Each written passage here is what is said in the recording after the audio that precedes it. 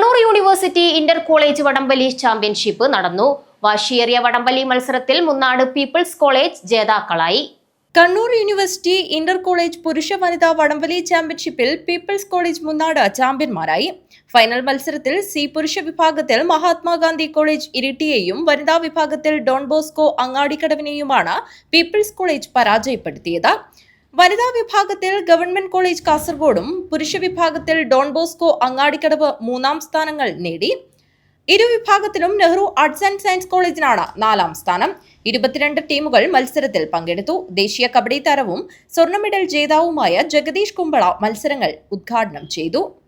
കണ്ണൂർ സർവകലാശാല കായിക വിഭാഗം assistant director doctor K V Anoop അധ്യക്ഷനായി.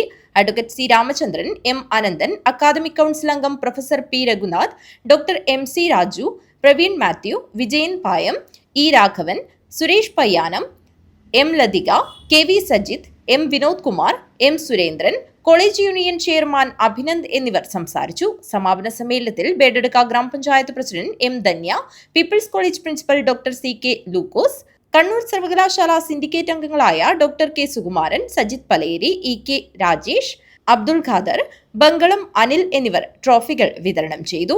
വടംവലി അസോസിയേഷൻ ജില്ലാ സെക്രട്ടറി രതീഷ് വെള്ളച്ചാൽ, മനോജ് അമ്പലത്തറ, വാസന്തി ടീച്ചർ കുണ്ടംകുഴി, ഹരിപ്രിയ മീങ്ങോത്ത്, ഗംഗ കൃപേഷ് എന്നിവർ മത്സരം നിയന്ത്രിച്ചു.